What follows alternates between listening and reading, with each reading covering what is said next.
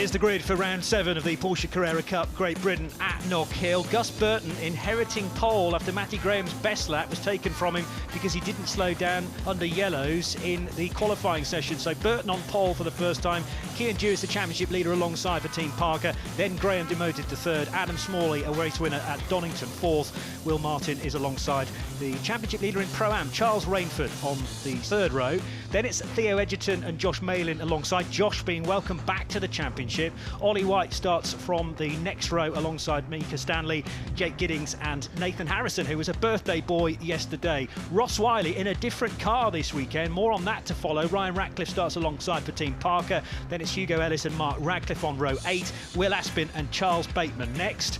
Josh Stanton's run every bit of the championship so far in the AM division. Can he get 7 wins in a row right now? Angus Whiteside is alongside Peter Carl-Henny and Nigel Rice.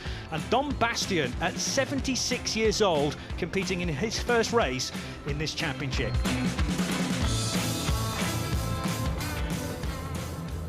So it's round 7 of the Porsche Carrera Cup Great Britain at Knockhill, this tight and twisty circuit, and an awesome amount of power from these cars there. Rear engine, flat sixes, fire into life, and we're underway. And there's a staller on the grid. Matty Graham, who's already had a lap taken away from him. And no! He gets collected as well. So that's a huge incident. Ryan Ratcliffe, the car involved. Did anybody else get tangled up in that as well? We're immediately red flag. There are many cars damaged. I think that might be Josh Stanton, quite possibly. Also off the road, the Napa car as well to driver's right, which is Hugo Ellis. That was a really nasty incident. Matty Graham has stalled on the grid, and the unsighted cars behind have collected him. But Matty Graham not getting away from 3rd position. Those in front did, and actually the car immediately behind reacted well, but then bang, Hugo Ellis, and that spears Matty Graham into traffic to the left. Mark Radcliffe was involved, Ryan Ratcliffe was involved, I think maybe a 5th car as well, and there are 4 very definitely badly damaged Porsches as a result of this, Tim. Yeah, it's a really nasty accident because of the incline, and Matty Graham was just on the crest of the flat part of the track. He was completely unsighted by the cars coming up further behind, and there's a lot of damage there to the cars, particularly Mark Radcliffe's car. I can't see that taking any further action. This is on board with Josh Stanton starting further back. Fortunately, he goes to the left. It all kicks off in front of him. He backs right out of it, and a gap just miraculously opens up in front of him, and he just gets through unscathed. He actually had his hands crossed on the steering wheel there, not really knowing which direction to go, but the wall decided it for him. Matty Graham's ended up from the right-hand side of the grid, then wedged up against the concrete pit wall and couldn't immediately get out of the car. He got away initially, and then it stalled. And he tried to get it going again. This is not going to make nice viewing at all. Horrendous looking accident, because the cars from the back, unsighted, are still doing probably 80 miles an hour, 60 to 80 miles an hour by the time they get there. Take 2 of round 7 of the Porsche Carrera Cup Great Britain. Then after a terrible start initially, and a number of cars that will not be able to compete in at least this part of the day. There is a race later on today, round 8, and we keep our fingers crossed that Matty Graham's car, together with Ryan Ratcliffe, Hugo Ellis and Mark Radcliffe, can be fixed in time. But there was an awful lot of damage on Mark Radcliffe's car particularly. Josh Stanton trying to get some heat in the tyres in the closing stages as he takes up his position. 6 wins out of 6 in the AM part of the race. Remember, no car immediately behind Gus Burton, who also had a time taken off him yesterday because of an infringement in qualifying. But he will be starting alongside Cian Dewis. And how will Will Martin's getaway be? As the rain has stopped, the red lights come on, and round 7, take 2 of the Porsche Carrera Cup Great Britain gets going now. It's a good move from Adam Smalley from 3rd position to just block off Will Martin there and prevent him from going up the inside. It is Gus Burton, though, who will lead for the first time into Duffer's Dip and through the left-hander. Quite a bit of exchanging in position, or attempted at least, in the background. So far, so good through the opening few corners, Tim Harvey. Yeah, clean start this time, fortunately. Gus Burton getting away neatly in front of Dewis. Jewis and Smalley. Saw Theo Edgerton making some moves further back and running wide on cold tyres through the chicane. Several cars running wide on the exit of Clark. We have had a bit of drizzle, and it's really affecting these cars getting their tyres up to temperature. A couple of formation laps just to assess the conditions, but it's a different story when you are, and there's a move there being made for third position. Will Martin trying to slot his car up the inside of Adam Smalley for third. Well, I held my breath there because it was Will Martin that hit Ross Wiley at exactly that point in testing on Friday and rolled him over. Yeah, we didn't want that scenario by any stretch after the delayed start to this race. Good little move there at Duffer's Dip as well for Josh Malin, who we're welcoming back to the championship after a nasty bicycle accident for Jack Bartholomew just a week ago. Left him with several broken ribs, so a change of driver at Richardson Racing. Josh Malin never experienced the new Porsche car, actually, but is loving it so far. More tyres being dropped into the gravel for Gus Burton, the race leader. He's got Cian Jewis for company as they motor along through Hislops and towards the hairpin for another time. Well, you really do need to look after your tyres. Although the race distance has been reduced to 20 laps, you don't want to be dropping the car off into the gravel too many times and catching the edge of that nasty curb. Ollie White that lost that position in the second Duckham's car to Josh Malin, and Ollie was telling me he struggles to get the tyres to come in quickly at the start of the race. So obviously suffering there, and Josh Malin taking advantage.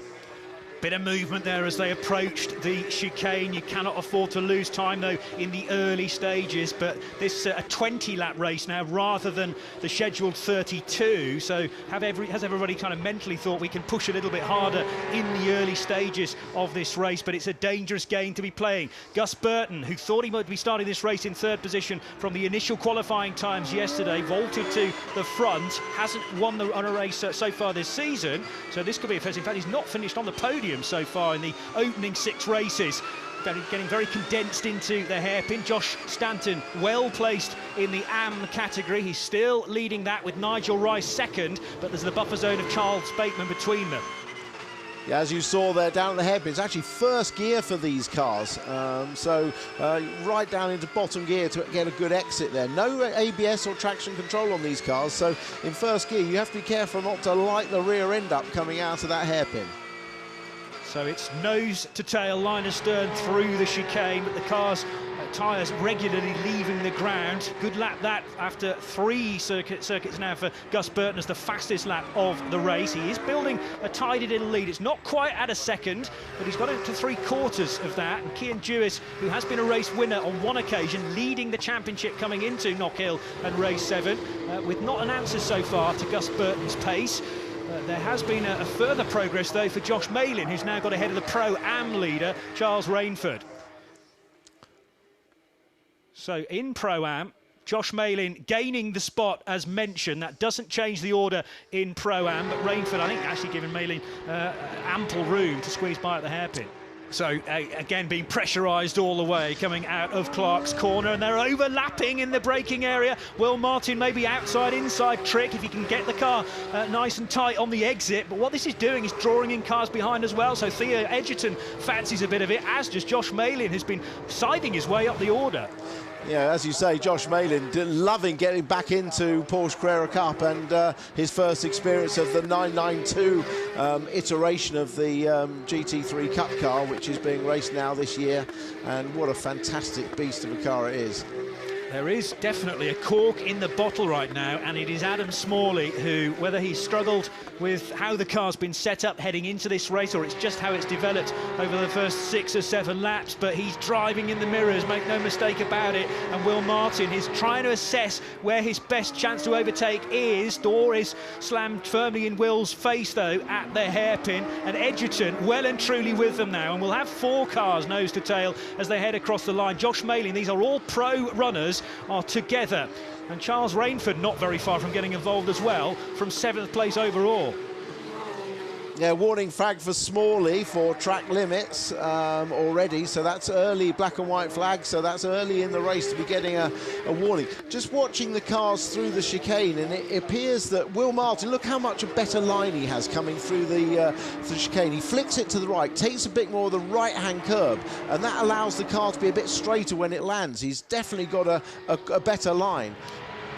Gus Burton and Cian Jewis, meanwhile, absolutely loving this because it's taken the pressure off the first and second place cars. There's about a second and a half between them as Will Martin again, Smalley just running a bit short of brakes there, part way into the hairpin, so he ran deeper into the corner than he would have wanted to. And is he going to be a sitting duck now as they reach the top of the hill and back towards Duffers Dip?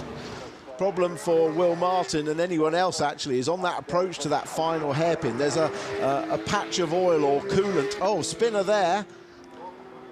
The leaders are on their way. Gus Burton's going to have to deal with this through the blind chicane. The yellow flags will have been displayed before the corner, and thankfully the car evolves. Smalley's off into the gravel and jumps into the air as well. That will be Will Martin's chance to stab at the inside into third position, and that's the opportunity that Will Martin was looking for. And now Theo Edgerton, for me, needs to strike whilst the iron's hot. Yeah, well, I mentioned that he didn't have a particularly good line through the chicane there, Adam Smalley, and it caught him out there by running wide. I think that was Peter Carr-Henny that had gone off. Yeah, look, he just ran up behind, I think was that Don Bastian, and he got caught, had to jump on the brakes and spun himself out. But that was an opportunist pass and a good one by Will Martin. Yeah, and actually collected thoughts from Peter Carl-Henny, because you're in a very vulnerable position there at the other side of a blind corner. You just have to collect your thoughts as quickly as possible, locate first gear and get to a safe position, which he did nicely. And he's back in the race, Peter Carl-Henny, in 18th spot.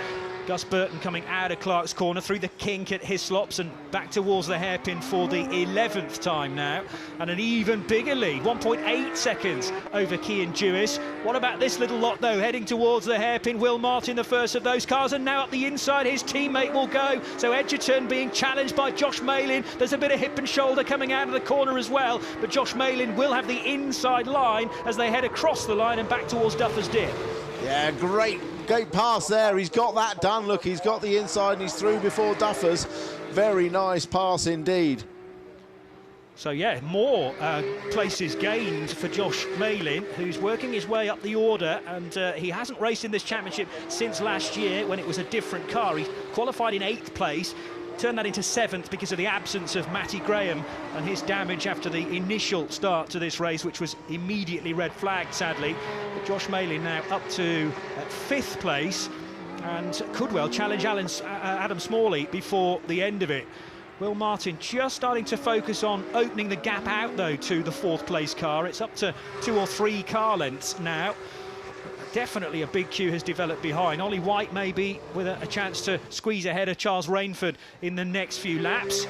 Dominant display so far though for Gus Burton. Yeah, his best result so far has been a 4th place at the very first round. He matched that at Brands on the first race as well. But he's had great pace all year. But for a puncture and some damage and incidents, he could have been much higher up. On board with Josh Stanton as he goes down the dip in Butchers and up through the blind chicane. I always say here, the difficulty of this circuit is that 3 of the corners are blind, and they're 3 fast corners. Here's the next one, Clark. You can't see the exit, so it's difficult to judge both your line and your speed into the corner when you can't see the bit of tarmac you're aiming to end up on. And that's what makes Knockhill so challenging. Down to first gear, you see that coolant on the outside. Use that little bit of rise just at the start of the corner to finish your braking, and then get a good clean exit across the start finish line. You go across the middle of the track here, then move over to the left to use a bit of the pit lane exit to widen the corner into turn 1. So another great lap from Josh Stanton. That is keeping him ahead of the other AM runners. Nigel Rice running second. Dominic Bastian, first race in the championship. In fact, he'd never been to Scotland prior to this weekend. I understand it was an excuse. This has all been an elaborate excuse to avoid his nephew's wedding back in Florida. And he said, what can I do instead? Because he's not a big fan of his nephew. So he's come to Scotland to experience Knockhill for the first time and is loving it. Well, a lovely story, Dominic Bastian, 76 years old. The oldest man to ever start Le Mans in 2020, and the oldest man to finish Le Mans in 2021, and loving life in Porsches and the Carrera Cup. Well, he's on for a podium right now and is a little way back from Nigel Rice, but Dom Bastian, who has spent a lot of his life in France but is based in the US. You can see the American flag, in fact, on the B pillar there, just up the road actually from the famous airbase circuit at Sebring, which holds the 12 hours every March, so he's a big fan of that race as well. He's in the car that was being driven by Seb Morris, but Seb Morris has now sadly withdrawn from the championship. Yeah, going back to Gus Burton, the leader, though, he's now got a 1.8 second gap over Dewis, but Dewis has the fastest lap, and with that goes an extra point. Coming into this championship, there was only 5 points separating the top 4 cars in the championship. But obviously Matty Graham is going to be a non-point scorer in this race, but for Gus Burton at the moment, it's going to be 2 points for pole and the maximum points for winning the race as well. That would be in race 1, that's 10 points. Charles Rainford has not given up on a top 6 overall here. He's pressurising Theo Edgerton in the closing stages in the CCK Motorsport car, Rainford. Must concentrate on getting top points in Pro-Am, but if he can inch his way a little further up the order, that would certainly help his experience in this championship. He's got behind him Ollie White as well in another one of the Duckham's Yuasa Racing cars, so similar paint scheme to Adam Smalley, who's now running in 4th position.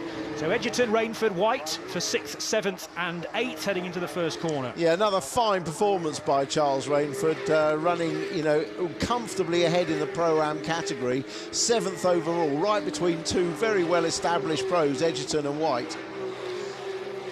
Yeah, and Ollie White's been making progress through the year as well. He might have been a bit downbeat initially, but he's come from Formula Ford racing into Porsches. It's a big step, but he's getting more and more used to these new cars.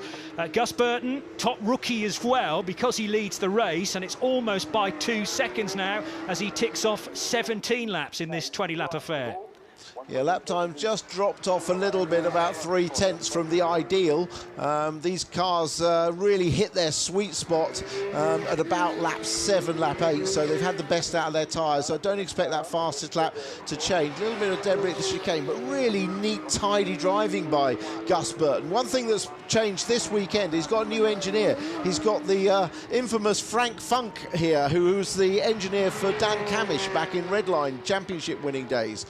Frank Funk is an engineer in Super Cup, German Carrera Cup, and he's come in to help at Century with Gus Burton, and it appears to have made a little bit of difference this weekend. Certainly has. On course for a first podium of the year. It'll be a first win therefore as well, and Gus Burton, well, can almost stroke it home at this point, but then again, you cannot afford to rest around Knockhill. It's only 1.2 miles. You are forever busy. Yes, there's a long straight towards the end at the hairpin, and the main start-finish straight as well is a chance to relax. Meanwhile, Peter Kyle-Henny making a bit of progress back again after that early spin, so he's just got ahead of Dom Bastian into 3rd position in the AM category. But this man leads it with the red visor on the windscreen. It's Josh Stanton on course for a 7th win in a row.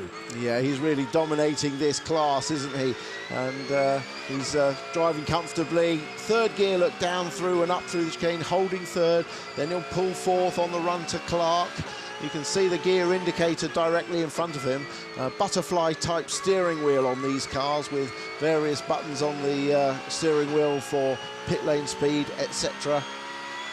Final lap then, and Cian Dewis has gone against what you were saying, because he's just found no, he holds on to the best lap, doesn't he? He hasn't actually done that very recently. 49.0, but it's a 48.6 that still stands as the fastest lap of the race. It's not good enough, though, to close the now 2.5 second gap that Gus Burton has got. Yeah, he's going to stroke this one home, but good news has come from the paddock that all drivers involved in the incident are fine. A few cuts and bruises, but no serious injuries. That's good news, but fantastic race by Gus Burton. Yeah, and he was unaffected by all of that, which happened behind him at the initial start. He had to collect his thoughts again, but he got away from Cian Dewis. It will be a first win, a first podium of the season in the Porsche Carrera Cup Great Britain for Gus Burton, who also finishes top rookie. Cian Dewis in 2nd place. That's good for the championship. Remember, he came here as the championship leader in the pro category. Will Martin in 3rd. Charles Rainford takes the victory in Pro-Am as well, comfortably, and Josh Stanton is going to take the win in AM. Yeah, and he has a comfortable gap as well, because Charles Bateman from the Pro-Am division sits behind him and therefore in front of the 2nd place car in AM, Nigel Rice.